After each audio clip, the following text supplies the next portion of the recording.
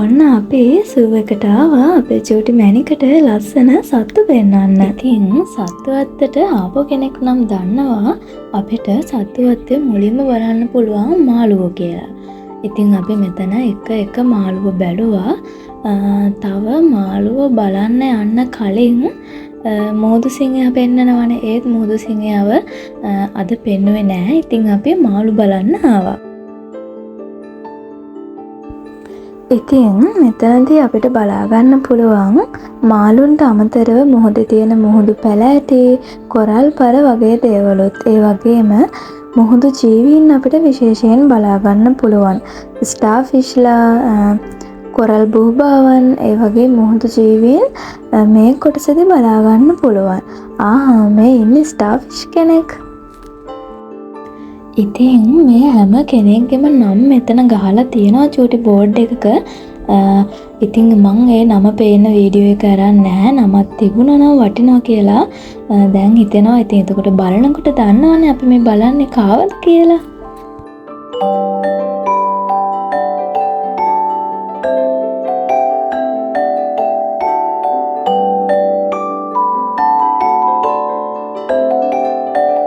ඉතින් මේ කොටස බලලා එතනම එහා පැත්තේ වගේ තව තියෙනවා චූටි ටැංකි වල චූටි මාළුවෝ දාලා අපිට ඒ ටික බලන්න අමතක වුණා. ඔන්න ඉතින් එතනටත් අපි ආවා.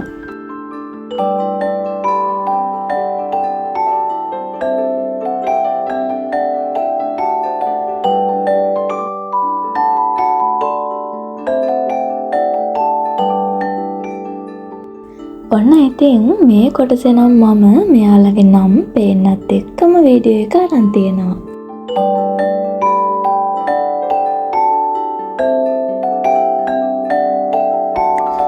මට හිතෙන්නේ මේ කොටස එයාලා දාලා තියෙන්නේ ප්‍රමාණයෙන් පුංචි මාළුවෝ මං හිතන්නේ. මොකද මෙතන තියෙන ටැංකිත් පොඩි, මේ හැම ටැංකි එකම හිටියේ පොකුරු පිටින් ප්‍රමාණයෙන් චූටි මාළුවෝ. මොහොදු සිංහයාගේ ෂෝ එක පෙන්වන්නේ වෙන්න මෙතන. ඉතින් අද නම් ඒ ෂෝ එක නැහැ. මියුසියම් එකට යන්න මෙතනින් මියුසියම් ගියෙත් නැහැ. අපිට පරක්කුයි. ඒ වගේම අපි නම් කලින් ගිහිල්ලා තියෙනවා. මේ ඉන්නේ ලෝකේ විශාලම පක්ෂියා. ඒ වගේම තමයි මෙයා තමයි විශාලම බිත්තර දාන්නේ. ඒ වගේම මෙයාට පියාපත් තිබුණට පියා බන්න බෑ. දැන් ඉතින් අපිට දිගටම බලන්න තියෙන්නේ පක්ෂීන්ව තමයි. මාළු බලලා, මියුසියම් එක බලලා, ඊළඟට පැස්පරාවත් බලලා අපිට එතන ඉඳන් දිගටම තියෙන්නේ කුරුල්ලන්ව බලන්න. ඉතින් අපි සූ එකට එන්න හිතුවම අපේ චූටි මැණික මේ සත්තු දිහා බලලා ලස්සන එයාගේ රියැක්ෂන් අපිටත් බලාගන්න පුළුවන් වෙයි. එයා සතුටින් කෑ ගහයි, hina වෙයි එහෙම කියලා. ඒත් ඉතින් එයා එහෙම කෑ ගැහුවේ hina වුණේ නැහැ. ඒත් ඉතින් එයා සත්තු දිහා අවධානයෙන් බලාගෙන හිටියා.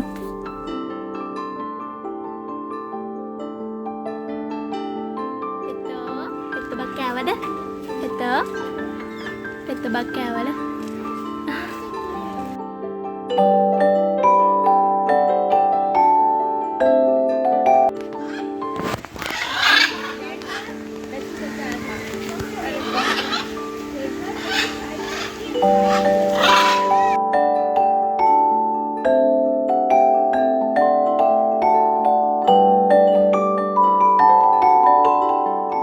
පේනවනේ ඉතින් අපේ චූටි මැණික කිසිම සද්දයක් නැතුව හරිම අවධානයෙන් මේ මැක්කෝ ගිරව දිහා බලන් ඉන්න හැටි.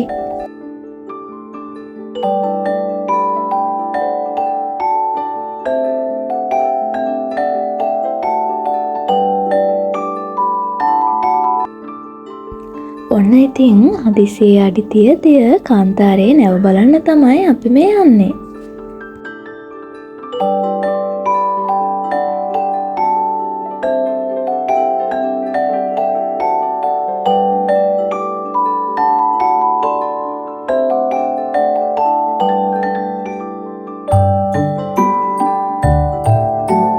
ඔන්න අපි ඊළඟට ආවේ මෙන්න මේ මැක්කෝ ගිරව ඉන්න තැනට.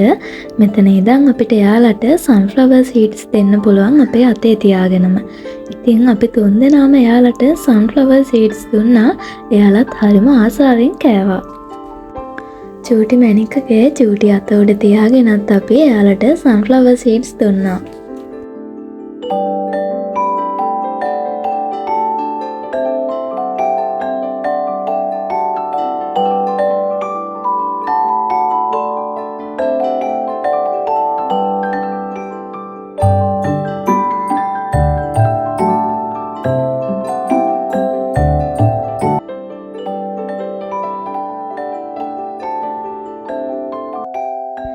මට නම් ඉතින් මුලදී මෙයාලගේ අතට මේ සීඩ්ස් දෙන්න බය හිතුණා අතට කොටයිද කියලා. ඒත් ඉතින් දෙනකොට ඒක හරි අමුතු විදියට තමයි දැනෙන්නේ. නිකන් ඇත්තම කිව්වොත් එහෙම ලොකුවට දැනෙන්නේවත් නෑ. එයාලා ටුක් ඒ ඇට කාලා පොතු එළියට විසි කරලා දානවා.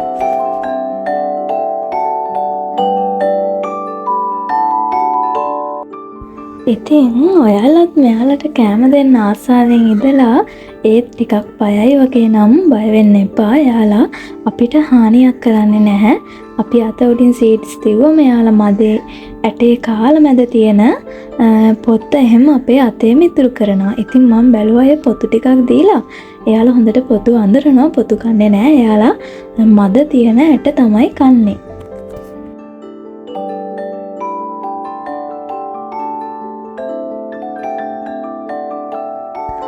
මෙහෙත් අපි ඇවිදින්නේ එතනම පහළ. එතනත් එක එක විදිහේ කුරුල්ලෝ ටිකක් ඉන්නවා. ඔන්න අපි ඊළඟට ආවේ මෙන්න මේ කෘතිමව හදලා තියෙන දියැල්ල ගාවට. ඉතින් එතන වතුර වැටෙන තැන නම් කොළ එහෙම වැටිලා එතන ටිකක් අපිට සිදු වෙලා කියලා පේනවා. අපි එතනින් එහා පැත්තේ තියෙන මෙන්න මේ බෙන්ච් වල වාඩි වෙලා කෑම ගත්තා. චූටි මැණිකටත් අපේ ගෙදරින් ගෙනාපු කෑම එතනදිම කැව්වා.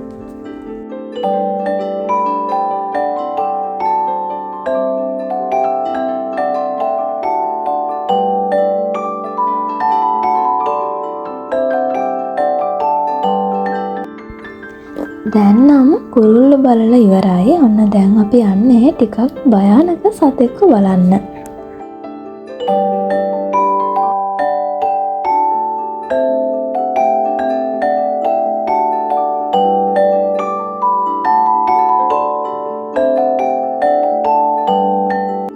පේනවනේ ඉතින් ටිකක් භයානක සතෙක් නිසා මෙතන ඩේන්ජර් කියලා බෝඩ් එකකුත් ගහලා අපිට අනතුරු අඟවලා තියෙනවා. ඉතින් අපි දැනගන්න ඕන මේ සත්තුන්ට හිරිහැර නොකර එක එක සද්ද නොකර යාලට පාඩුවේ ඉන්න දෙන්න. ඉතින් ඇත්තටම කොටියා කියන්නේ ටිකක් අනතුරුදායක භයානක සතෙක්නේ. ටිකක් නෙමෙයි ගොඩක්. ඔන්න තුන්දෙනාම එක තැනකට ආවා ඉස්සරහටම. ඉතින් මේ වෙලාවට නම් ටිකක් හાર્ට් එක ගැහෙනවා වැඩි වගේ.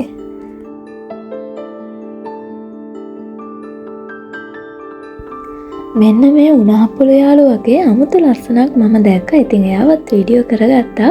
ඒත් ඉතින් ගොඩක් පැහැදිලි නෑ. ග්ලාස් එකකුත් දාලානේ තියෙන්නේ.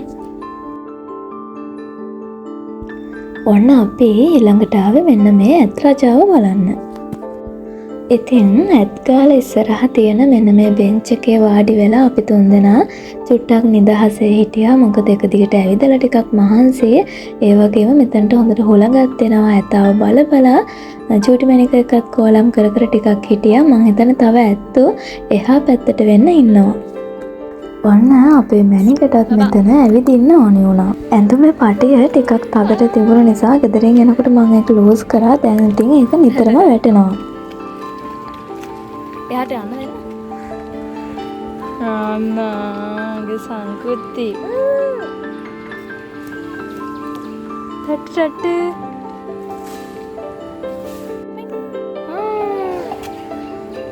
අලන බලාගෙන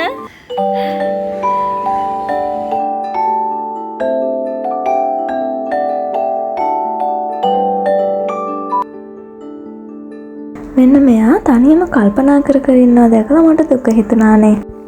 ශ්‍රීලාව වඳුරෝ චිම්පන්සියෝ ඉතින් මේ කට්ටියව මට වීඩියෝ කරගන්න බැරි වෙලා මං හිතන්නේ.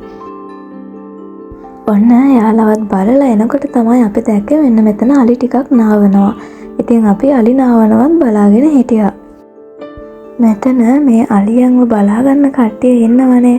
ඉතින් ඒගොල්ලන් මේ අලියන්ට කතා කරන්නේ වෙනම භාෂාවකින්. ඒ භාෂාවෙන් තමයි මේගොල්ලෝ අලියන්ව හසුරවන්නේ.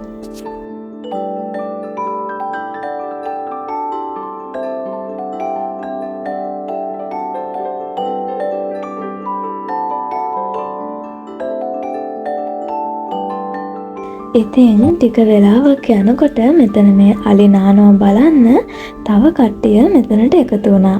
ඒ නිසා අපිත් මෙතනින් ගියා. එයාලටත් නිදහසේ බලන්න ඕනේනේ.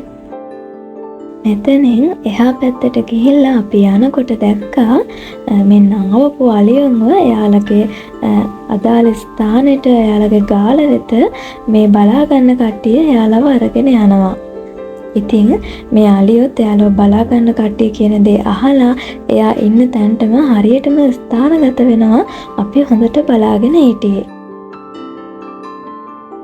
පුංචි තිත් වැටිච්ච අහිංසක පුංචි මුවබෝවන්න අපි මෙන්න මෙතනදී බලාගත්තා.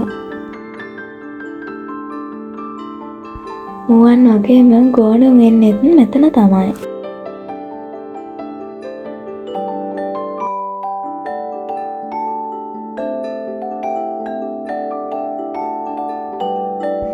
ඊළඟට අපිට හම්බ වෙන්නේ මෙන්න මේ කිඹුලෝ ඉබ්බෝ ඉන්න තැන.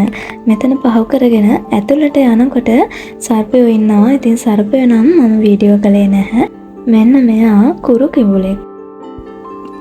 දැන් ඉතින් ගොඩක් සත්තුන්ව බලලා ඉවරයි. මේ අවසාන ටික තමයි අපි බලන්නේ. අන්තිම ටිකත් අපිට අන්තිමට බලා ගන්න තියෙන්නේ කුරුල්ලෝ තමයි.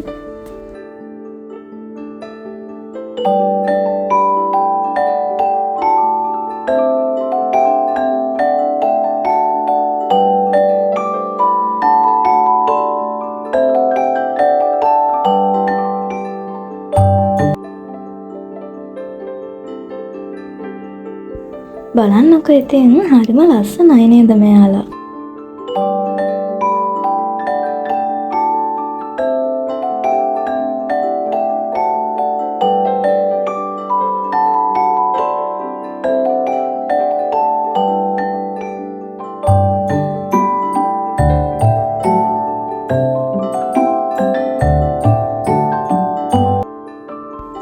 හැන්දක් වගේ හොටක් තියෙන මෙන්න මෙයාව බලන්නකෝ.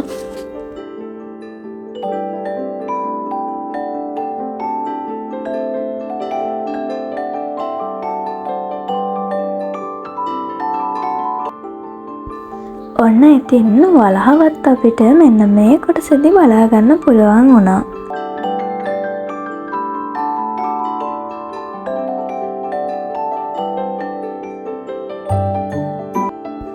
ඊළඟට අපි ආවේ ජිරාෆ් යාළුවෝ බලන්න.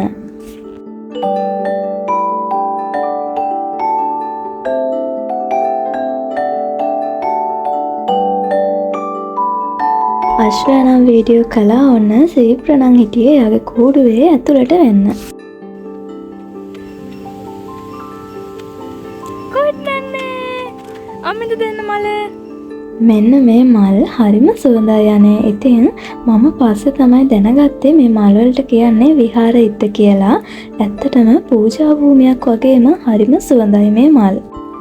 අපි දැන් සත්තුවත්ත බලලා ඉවරයි. මෙන්න මෙතනත් වීඩියෝ ෆොටෝ අරගෙන අපි දැන් යන්න තමයි හදන්නේ. හවසට ගෝල්ඩ් ෆේස් එකට ගිහිල්ලා සන්සෙට් එක බලන්න තමයි අපි හිතන් හිටියේ. ඉතින් මං හවසට ඉර බහින දිහා බලාගෙන ඉන්න පුදුම තරම් ආසයි. ඒත් ඉතින් අපිට ටයිම් මදි. දැනටමත් ඉර බැහැගෙන යන ගමන් තියෙන්නේ. අන්න ඒ නිසා මෙන්න මේ බම්බලපිටිය හරිය පාරයිනේ බීච් එක ගාවින් අපි නැවතිලා ටිකක් මුහුද දිහා බලාගෙන හිටියා. ඉතින් චූටි මැනික ඇඳන් හිටපු ඇඳුම එයාට දැන් අපහසු ඇති ගොඩක් වෙලා ඇඳන් හිටියානේ. ඒ නිසා අපි සත්තුවත්ෙන් එළියට එනවත් එක්කම මගදී එයාගේ ඇඳුම චේන්ජ් කරගත්තා. ඉතින් මේ හරියදී මුහුදු උලංග හොඳට ඇඟට වදිනවා. කියා ගන්න බැරි තරම් පුදුම නිදහසක් හරිම සැහැල්ලුවක් දැනෙනවා.